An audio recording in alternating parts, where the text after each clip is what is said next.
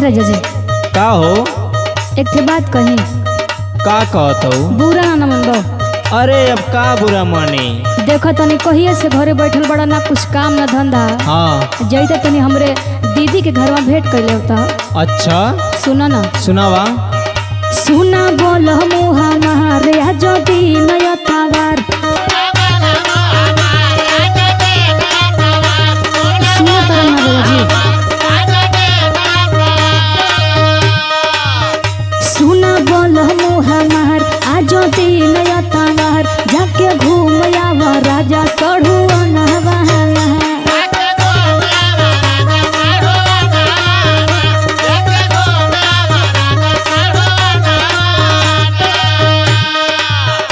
अरे ई कुल हमके अच्छा ना लगला।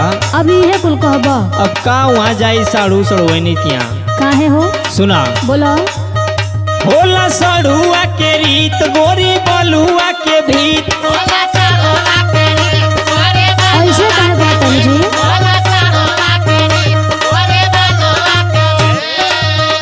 होला सड़ुअन के रीत गोरी बलुआ के भीत कमजोर होला उनकर कुर्रा चनवाना।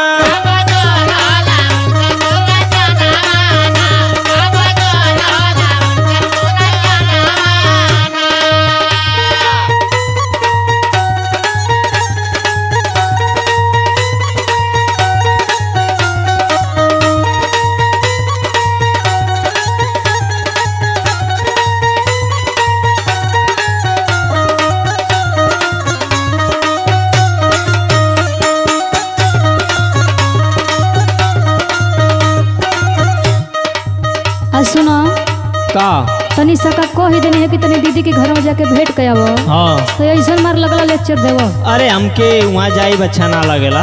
अरे कहिए से हमार दीदी कहत रे कि तनी आज है तनी भेंट घाट कर लेती। हाँ सुनो ना। सुनावा। दीदिया कहे रोई रोई कहिया ओहे बहनोई। अरे ई कुल तो उनको काम है। अरे ऐसे मत कही। दीदिया कहे रोई रोई कहिया ओहे बहनोई उनके देखे खातिर कर से लहनाया नहवाना। अरे तोहरे खातिर रोवा तड़ी हो। अरे वो कार हुआ था उनकर जियरे जाना था। अरे ऐसा काहे कहता? सुना। का बोला।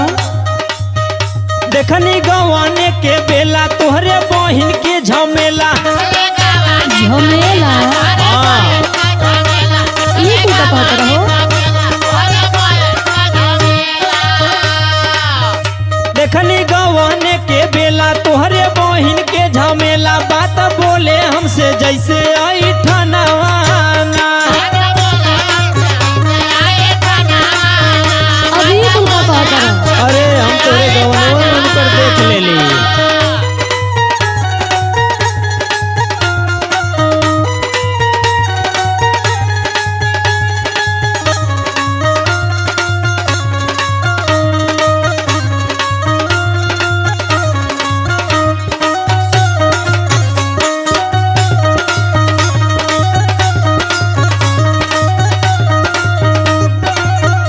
ए राजा जी का ऊ तो थोड़ा मोड़ा चलेला।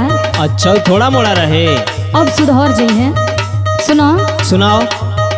पहिले रहिल बेसहुर कहे हमर का कसूर।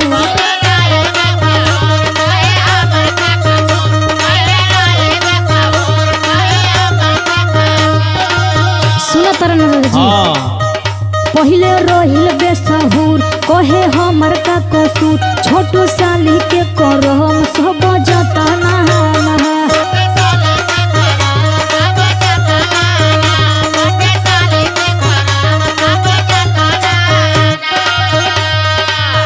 अच्छा वो छोट साली है। हाँ तब कहो। सुना। का बोला। तोहरे दीदी के खजाना गुड्डू लहरी मनीष दीवाना। अब लगला चुनवाए।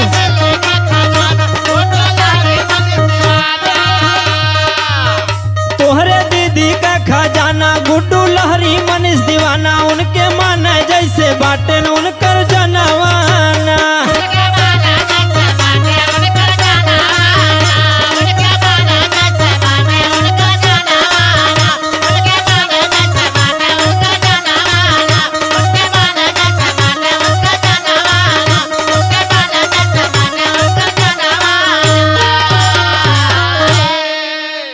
राजा जी का अब्बो से चल जाता। अरे हम ना जाए, छोड़ा उस सब हटावा।